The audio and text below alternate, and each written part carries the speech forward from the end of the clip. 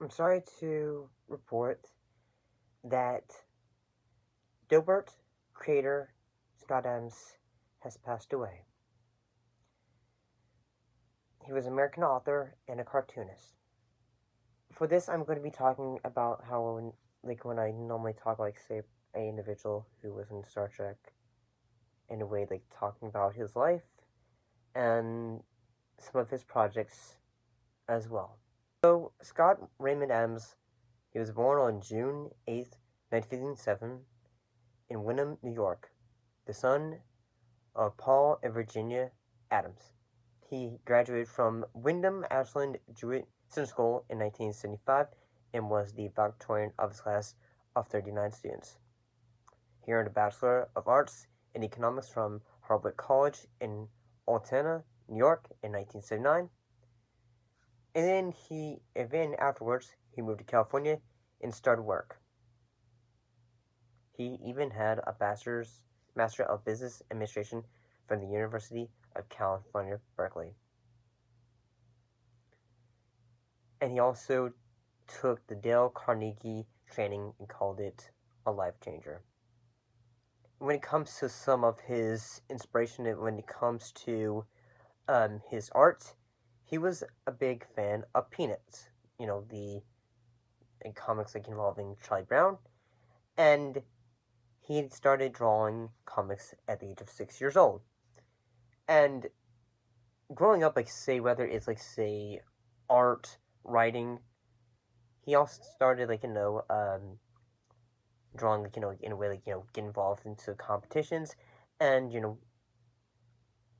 showing his skill at the age of 11. If you're wondering what he had done before he had done Dilbert, well, originally got the idea for Dilbert from a former boss, in this case Mike Goodwin, and recently had the name of it Dogbert. Ready? Ready. Ready! Welcome to Painting with Rusty Shanks. Last week I taught you how to paint shrubbery using your own head as a brush. That was a good show. Today we'll take a ride into the wild world of modern abstract art. Yeah, just paint, Rusty, don't talk.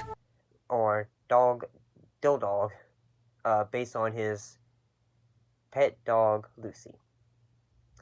And he would submit Dilbert and other comic panels to various publications, including The Yorker and even Playboy.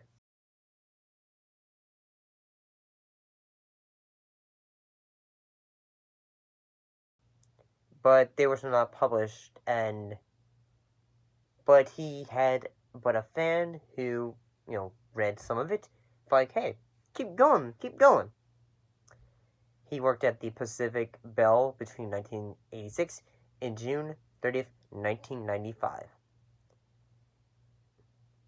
And then that's when he was able to get some of the ideas that would later be formed when it comes to Dilbert.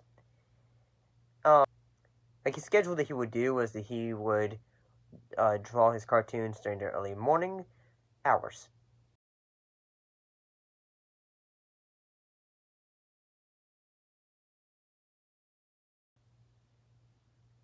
And if you're curious, he had a monthly royalty check of $368.62. For the Dilbert comic, it was syndicated in 100 newspapers in 1991 and 400 by 1994. He would say hey, how was success for this? By including his email address in the panels, which resulted in feedback and suggestion from viewers. If you're also curious about hey, as an author and cartoonist, did he get any awards? Well, in 1997, he won the National Cartoonist Society's Reuben Award for Outstanding Cartoonist in Best Newspaper Comic Strip. And when it came time to do the television show, it had debuted in January 1999 and ran for 2 seasons on the UPN network. My dream is to someday be like you.